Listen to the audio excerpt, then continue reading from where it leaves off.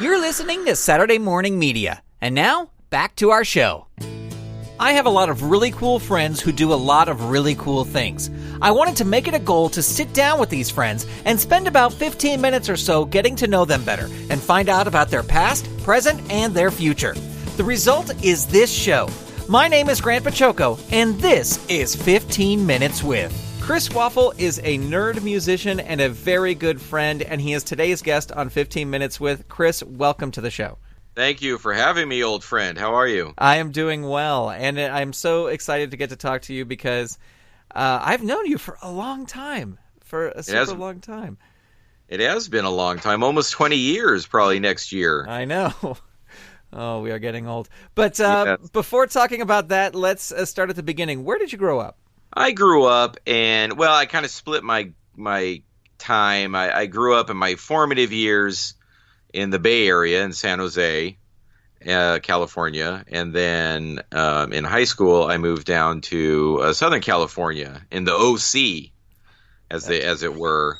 Yes. But not the good part of the OC that you see on Bravo. More of like the normal part. Right, the regular part. Yeah, right. And growing up, what was sort of the first kind of creative thing that captured your attention? I think the first thing I can really recall really grabbing me that I wanted to be creative, besides like playing with toys. So like I remember seeing Star Wars and I had all the action figures and I had a lot of imaginative times with action figures, kind of making up my own storylines and making up my own characters. And I did a lot of that. Mm-hmm. I remember vividly seeing the video for Eat It on MTV when Weird Al appeared, and it was in Eat It came on the screen the first time, and I was just mesmerized by it. And I remember looking at my parents and being like, "That's what I want to be when I grow up." And they were like, "Oh," like the look of horror on their faces were like, But anyway, I definitely remember that. And did you, since you loved comedy music, did you start playing music at a young age? I did like music. I was always in choir, so I always sang I was fortunately, I went to schools where there were choir activities all the way through. So from like kindergarten to into college, I always sang and developed harmonies and stuff. So, but my parents kept trying to get me to learn an instrument, and I had like no patience for it. So I think I took piano lessons, violin lessons, all sorts of things, and I always just dropped it because I just wanted to play with action figures and play adventure stuff and ride my bike around. And I never wanted to study. And it wasn't until I kind of grew out of that, mm-hmm. and then I was like, but I always wrote lyrics, so I kept writing lyrics. And I had a keyboard, and I would kind of make stuff up, but I didn't really know how to play or do anything. And then I got to high school, and I realized I really wanted to do more of that, and I wasn't playing with toys and stuff anymore. I was like, oh, I guess I should play something. What's the easiest instrument to learn? And I had a buddy who was like, well, bass guitar is probably the easiest one if you want to like stand up and be in a band. I was like, okay, bass, good, perfect. And that's what I did. And did you take lessons through the school or private lessons? Or I took a series of private lessons. I took some private lessons for some number of weeks to kind of get me the basics. And then I listened to the soundtrack to Spinal Tap over and over again and tried to learn all the songs. And then I kind of came to a plateau point where I was not getting to another level. Then I took another set of lessons from a different person who kind of taught me at a higher level. And then that was it, kind of. So a couple lessons. I was in high school. And then after that, I've just been kind of self-taught. There was no YouTube then to really teach you any tricks like there is now. When you were in high school, were you in any bands? Did you join any bands? I did not join any bands, although I formed bands. And like this is kind of a reoccurring theme. I kind of get the idea to form a band, and I badger people into kind of being in it with me until they get sick of me and leave. So when I started this thing, it was like a power trio that it had a couple different names, but at the end in high school, it was called Metal Rain, but it was like the rain was REIGN. Right. And it was very Spinal Tap. I was super into Spinal Tap at the time, and it was around 92, which is when Break Like the Wind came out. So it's like they had to come back, and I was very much into it. And we performed at a talent show, kind of like a performance. And we were like the last group on the bill. And I had a buddy who was into like medieval, dressing up into like medieval stuff. And we came out in I came out like in half of a suit of armor. It weighed a ton. And my buddy had like a cloak on it. And we came out and we did these horrible, horrible songs that were full of the most awful double entendres. And like, it was just ridiculous. And like, the teacher had to pull the plug on us. But everyone was screaming crazy. Like, everyone went nuts like it was a rock concert. And, you know, they were chanting for more, and the teacher pulled the plug, and I was like hooked. After that, I was like, I will always try to rock the stage somehow. Was there like you said double entendres, but was there were they sort of what you would call now nerdy or comedy songs, or was it more like I'm trying to be serious, but there's double entendre in there? For me, it was satire. Mm-hmm. So if you know, like, you think about Steel Panther, right? It was like that, but not as, you know, I didn't have any, you know, it was still like a high school audience, and I was in high school, but for me, it was satirical. I don't know if anyone got this. I'm a huge fan of satire, and I love it a lot. And for me, it was satirical. Like, here I am, I'm in like half a suit of armor, you know, and the lights come down, and we're doing these songs. And so for me, it was satirical. I don't know if anyone else really got it, but some of the songs were actually more serious. Like, my buddy who I kind of did it with did more serious kind of love songs and stuff that we would do also. But I would move it to comedy and try to do jokes in between and stuff. And after high school, did you go to college? I did. I went to community college for a while. After that, I kind of took a break while I was kind of figuring stuff out, and I was going to community college, and I didn't have much going on. I continued to write and play just at home, but I didn't have really a band. And then I ended up going to Cal State Long Beach, where I met you. Yep. And my brother finally got old enough where I could badger him into playing with me. Yeah, that was the creation of Hot Waffles. How did that come about? Other than you badgering Tim. Yeah, I mean, he poor guy. He's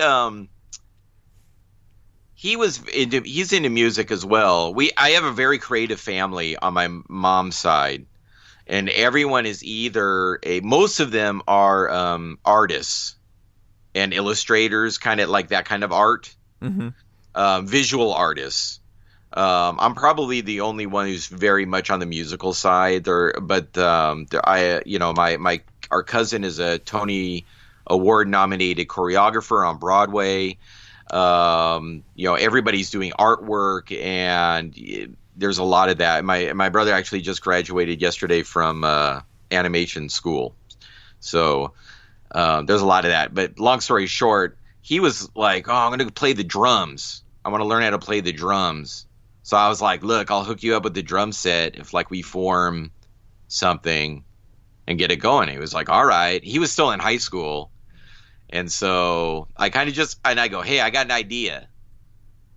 My name is now Chris Waffle, and our band is called Hot Waffles. And he laughed over the phone. And so then that was it, pretty much. So I was just like, this is the vision, and let's go.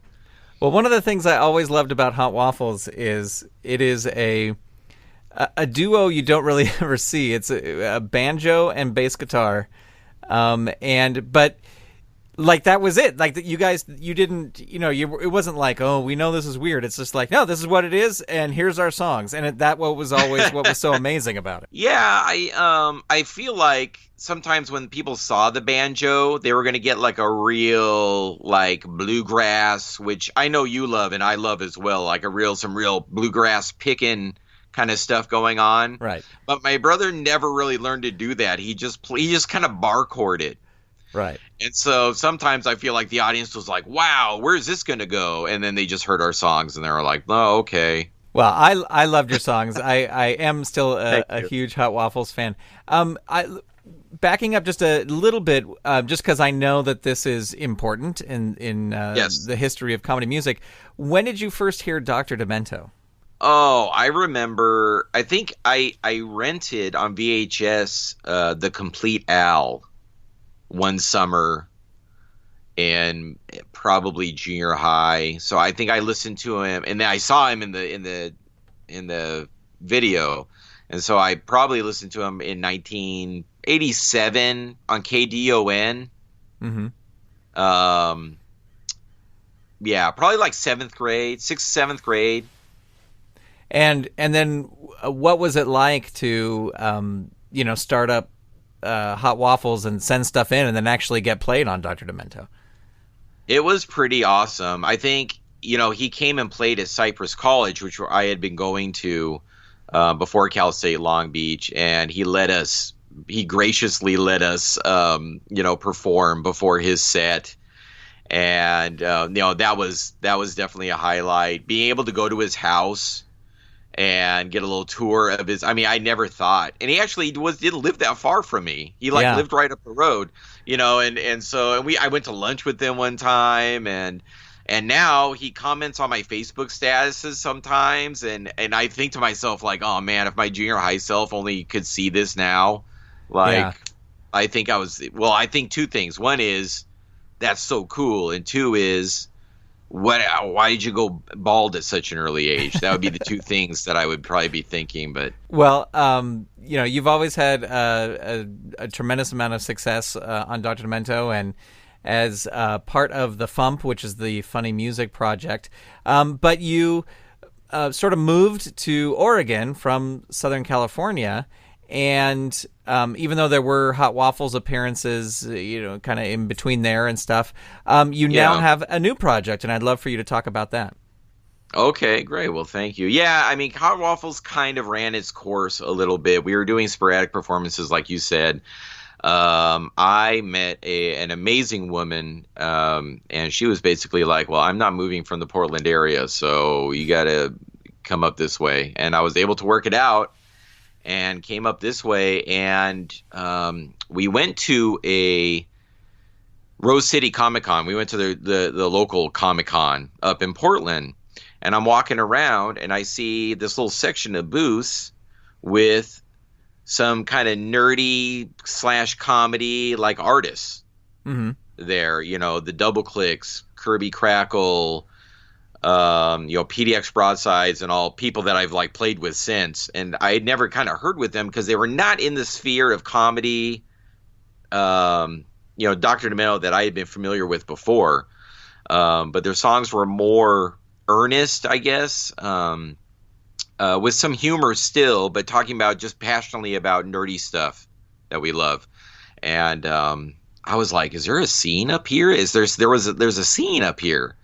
And, my wife is like, you should get back into the game. And so I created Megathruster, which is kind of like Hot Waffles, minus my brother, and with a new guy, and more nerdy, I guess. Right, yeah. Then just flat out comedy.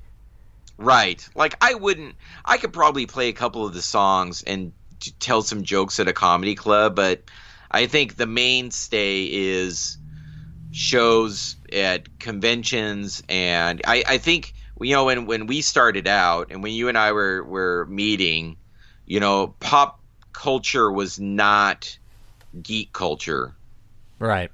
And over the past so many years, we'll just say, I think that's changed a lot. Whereas, every movie is a superhero movie, like that stuff's mainstream. Right. So there's a lot more opportunities to play. There's a lot more fans are more connected now. So it's a lot more viable to. It's not as niche-y, I guess I should say, as maybe it was before. The last Hot Waffles album, I started moving already in that direction. And we still do Living on a Roll in the Prayer, like almost every set. And I think that when I did that stuff at the comedy club, nobody knew what I was talking about. And there was like no laughs really. So it was hard to, I don't know really what I'm going with that, but it was hard to try to move into that and still play comedy clubs because you'd feel like you were bombing. But I was just like singing about stuff that I loved. Right. Yeah, well, and one of the other great things about Megathruster, which I think you maybe did a time or two with Hot Waffles, but I'm seeing a lot more now kind of with Megathruster, is you're also making a lot of sort of music videos for your songs. And what's it like making, more videos for your songs? And do you think that that's something that independent artists need to be doing right now? That's a great question, and I was just talking about this with my buddy because we were really having a hard time syncing up our schedules to get a video for the Christmas song that we just put out the other day. Mm-hmm. And I have access to a great facility here in town to make these videos, and I do think it's basically at this point you kind of have to do it. Because I think, unfortunately, I don't think this is cool personally, but it seems like everybody listens to music through YouTube now, mm-hmm.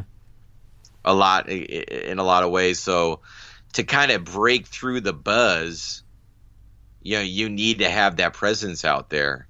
So even songs that I would normally not do a video for, I have one that, I did like a lyric video for, and then other ones where I made more of a production out of it.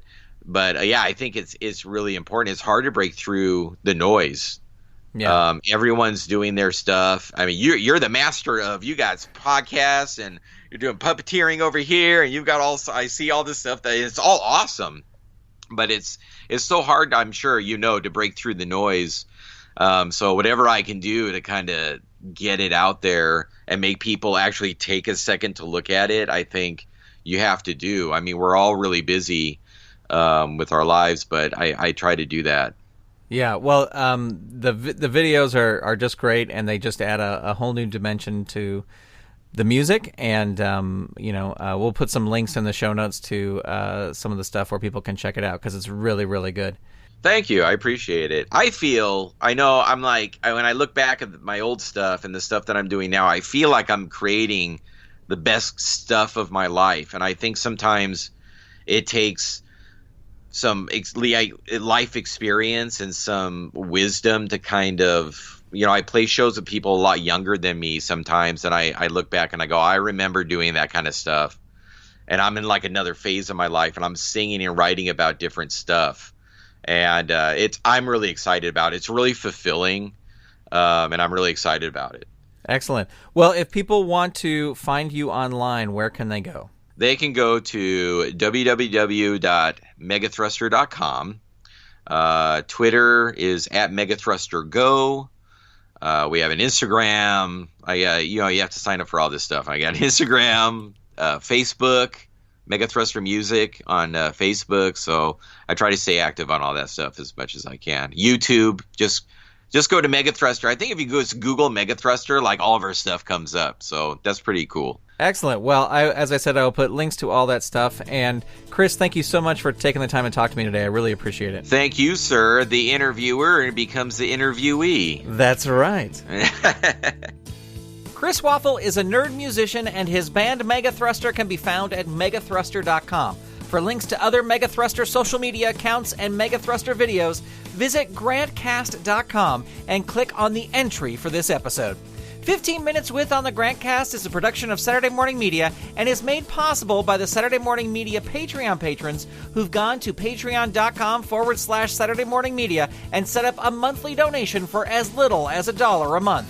Huge thanks to Shay Stewart, Mur Lafferty, Jeff Peterson, Dale Gadania, Stephen Staver, Jackie Klimo, Melissa Crawford, Chuck, Matthew Wayne Selznick, Dave Slusher of the Evil Genius Chronicles, Mike Coughlin, Dorothy Baciocco, John D., Kathy Crawford, Brian Greer, Carrie Whitney, Chuck Tomasi, Chris Foster, Stephen Ing, Clinton of ComedyForecast.com, Vicky DeVries, Mike Wobschall, Twitter user Butzengear, aka Wildcat, Eve Cunning, Mike Hamilton, Gaston Moreno, Reed Loveland, Ivan Asquith, Vanessa Whitney, Nancy McCarthy, Janine Lee, and Peggy Etra.